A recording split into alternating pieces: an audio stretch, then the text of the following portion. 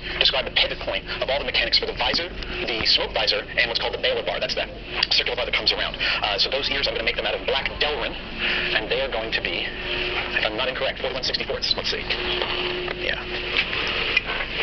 41/64. That describes the tallest it's going to be. Am I right about that? Let's see. That is 1.15. Let's say 1.25, which means 2.5 inches in clear plus 0.1, 2.6 inches. All right. I'm thinking through the order of operations of cutting 2 ears at once. We'll see what I mean.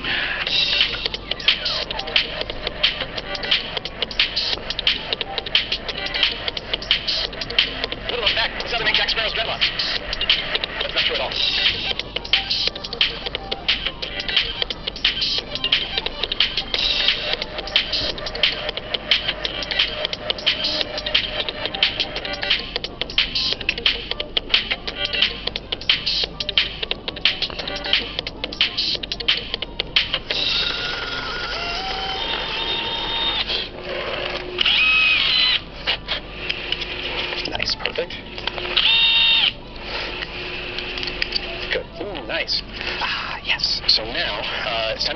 Some of the pieces together.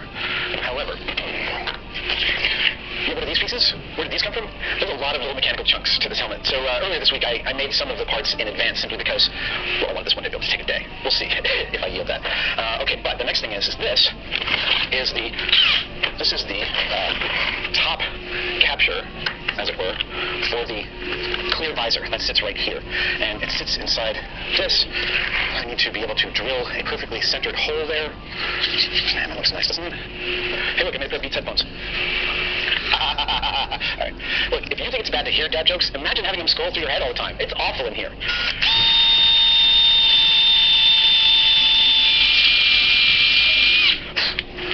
One down, one to go.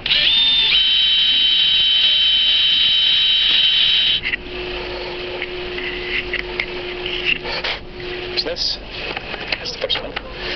These guys, right? On the outside edge there. Yep, okay. Now, when Darryl Maloney printed these helmets for me, he didn't just print the helmets, he also 3D printed the visors. Why would you 3D print a visor? You can't see through any 3D printing process. No, this is true. However, we needed to know the shape of the visor, since the visors of the Aces helmet are not perfectly hemispherical. They are concave curves. So Darryl printed out the visors for me, and then Bill Duran took those 3D printed visors, smoothed them, and turned them into negative fiberglass molds, into which he pulled the visors, and I get to see them now for the time. And I'm very excited about it. Oh. Go away. There we go. Oh, look at that. That is a very, very pretty thing. That is really nice. All right, let's see. He said there were two. There was a really good one and a mediocre one. Is that the mediocre one? It's hard to tell. Which is better? Looks like this one is a little bit better. And then there's these two. Oh, look at that. All right, that one's definitely my favorite there because it's darker. So here we go. Now, I need to trim this to itself. Yeah. So the operation that I'm performing right now is a very tricky one of figuring out the relationship between this headband bar and the visor. I gotta get this relationship right because I need the visor to clear everything, which means when I put the headband in, I want it to come forward and up a little bit, and it looks like that's about where I'm at. The visor's touching all the way around. Okay, so that's my mark.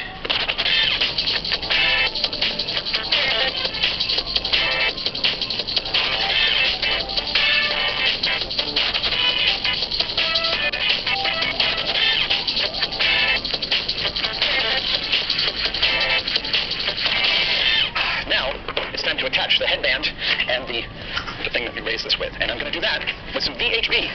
It's one of my favorite acronyms. It stands for Very High Bond. I have some really sticky double stick.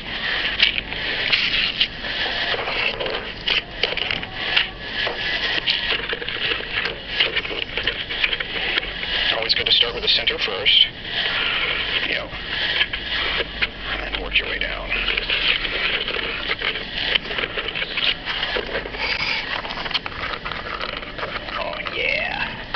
That is not going anywhere.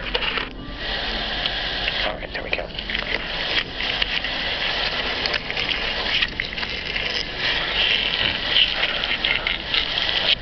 Test the backside.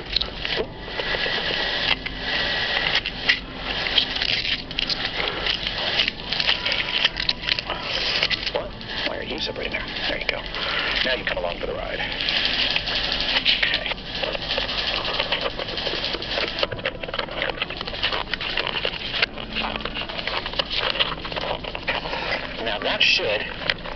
should join these two things in holy matrimony for a good portion of eternity. Yeah. Oh, I'm totally down with that. That's great. So then this visor, it's trimmed to that curve and put in here, but that is an easy fitment. I'm not that concerned about it, so I'm going to let that one sit for a minute. I need to make a pair of tiny little washers that fit in here underneath that thing. Yeah. There we go.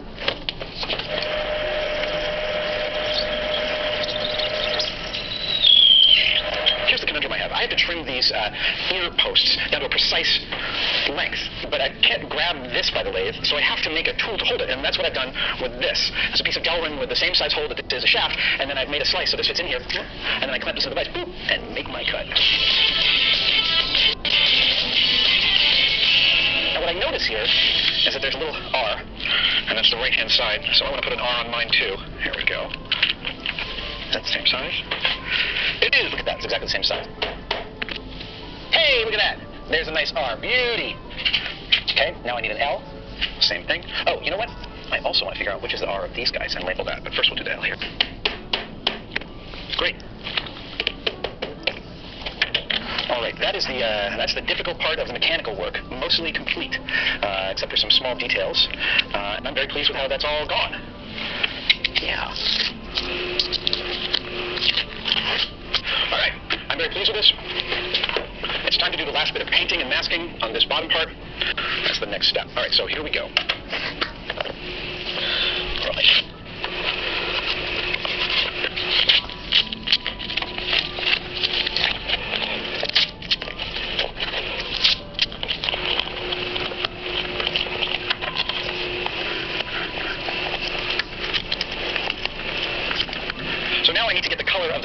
And it's not a red or a blue neck ring. It is actually sort of this very gunmetal gray. So I'm going to be experimenting with a couple of different paints to try and achieve this. I'm going to start with this piece of plastic to just get my technique down, and then I'm going to try it on the helmet.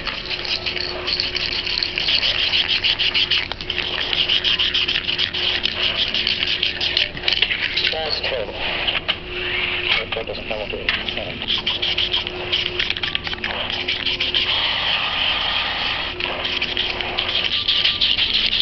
I think I've learned enough to get what I need out of this. And it's going to be a mixture. It's going to be a mixture of a bunch of things. There's going to be a black primer, there's going to be some chrome over that, there's going to be some clear blue spray over that.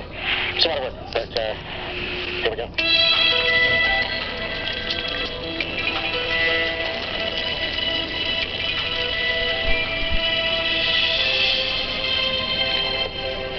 Okay. Well, that's done. I have a couple of other parts to build. There we go.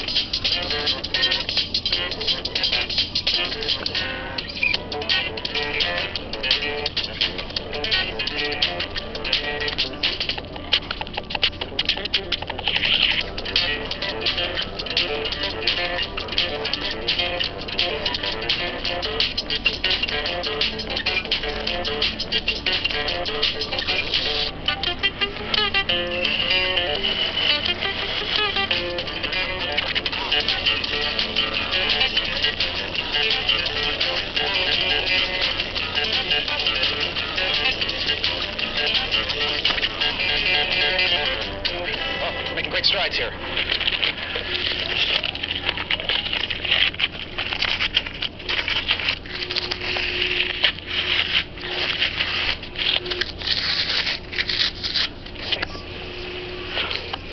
Now it's time for me to start attaching the real hardware to this thing, and that's a big deal because the next step is the baler bar that joins the two ears, and that's this big curved piece of aluminum, which I bent in my vise while Gunther was taking lunch. Ha! You didn't get to see me do it. And then the baler bar clips into a baler bar release, which is this. Now this is a beautiful part. This was gifted to me by my friend Chris Gilman, who runs Global Effects. They make spacesuits for all the movies you've ever seen, and Chris has some incredible resources, and he sent me a bunch of white metal parts, and I assembled them into this baler bar release. So now I'm going to put this in, and that will help me figure out the final dimensions of the baler bar so I can finally start attaching all the hardware to this puppy. Yeah.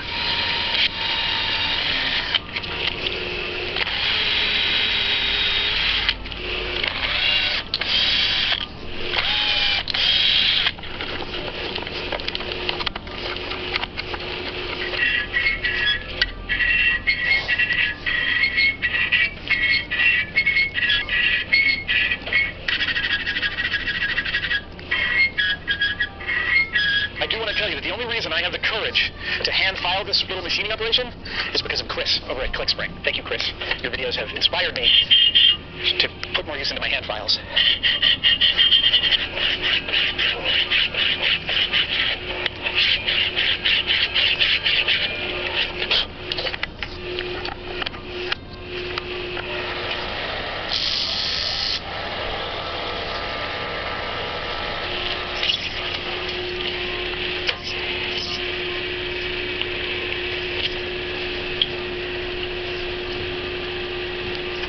That is the first visor.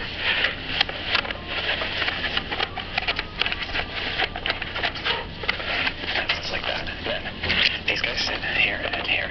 And then this is, yeah. That goes there. Yep, yeah.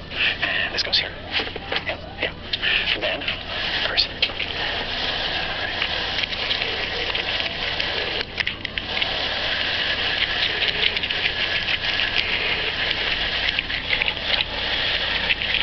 Just like every little part except for the screws has been hand built. Okay, so that goes in there. Yep. All right.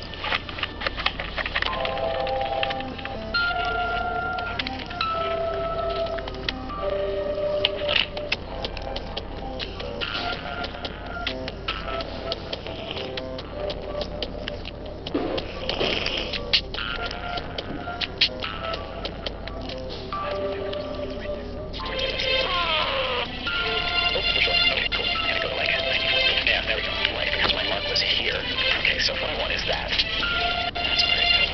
Right there. Yeah. I think I've got all the persuasions correct. That's terrifying. Here we go. Okay. Yep, that's a 90. Second one, here we go. Circle shows me where the mark is. This is the moment of truth. And we have one piece of this nice aluminum. If I screw this up, I'm just like waiting a few days for another one. Carpe diem, here we go.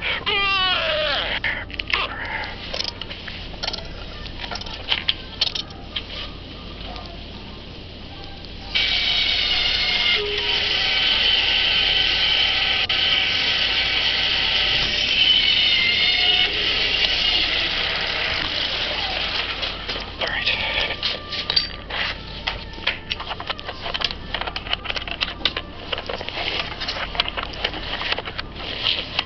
Not quite. I am off by the tiniest little bit.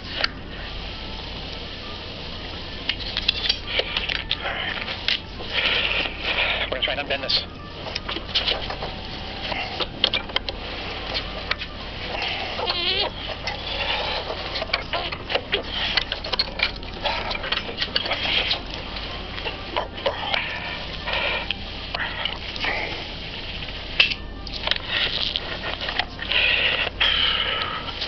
So, the baler bar, after all that work, is a total wash.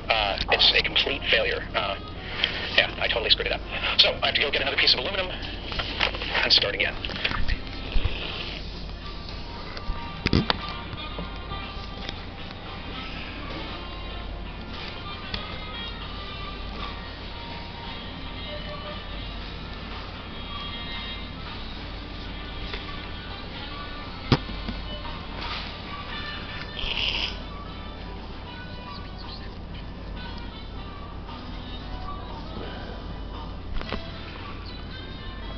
To align my tubing bender, this guy here, in order to achieve a right angle that went where I needed it to go. Now that is sound engineering practice, to work with a frangible piece just to make sure your marks are correct. But where I screwed up was that this is not the same aluminum as this. This is a different alloy that's springier, and I bought it specifically because with this baler bar you have to thin out this part, and when I thought about that I was like, I want a stronger piece of aluminum. None of that matters. What matters is I was doing a bend test on one type of aluminum alloy and then trying to execute that bend on a different alloy, and it behaves differently unless the bend ended up in a different place. But that's what our past is like. It's strewn with the detritus of our failures and hopeful successes. So now I have some more hardware store aluminum. I have my bending template, which I'm going to redo, and hopefully we will get this baler bar working. Here we go. I have a guide this time. I had a baler bar that I didn't use as reference, but now I'm going to. This is from a different helmet that I built. But when I line it up with this guy, it looks like it's almost the perfect size. Now I rolled this on my ring roller. Unfortunately, 1/4 inch material is the biggest material I can run on my ring roll. This 5/16 won't fit, so I'm going to need to hand bend this. However, now I have this as a roll guide, so I'm going to use it to make sure I'm hitting the correct mark. So let's make a mark. Bending like this is it's tricky. It just takes perseverance is really what it takes. You got to go slowly, and you got to make sure your actions are really equivalent. So I've got a straight piece of aluminum bar here. I've got 3 screw-up bars. I've got 4 chances to get this right. And so what I'm going to do is I'm going to go starting to add a bend that tries to be even. I don't want the bend to be faceted. I wanted it to be smooth. I want it to be smooth. So I'm going to start moving across this bar. These are rough outer edge marks of the corners. I'll be able to adjust that if I got it slightly wrong. But so here we go. We're just going to go about every half inch, a little bit of a bend.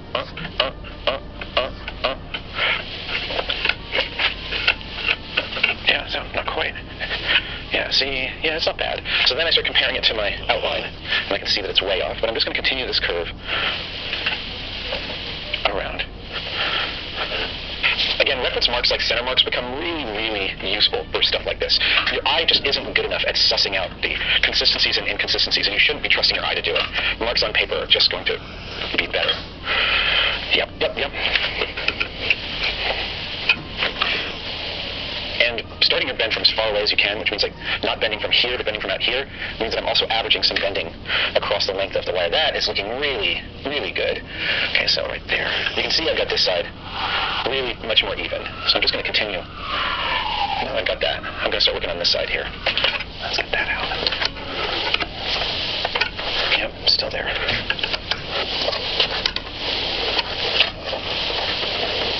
So now you've got wow, you've really... Oh, that is a tough little move there. There we go. That's what I wanted. Let's get the other one going.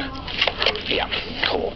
That's it. There we go. Okay, so I am pleased with where that is. And now it's time for me to figure out where these bends need to be. So I want the bend to be ever so slightly.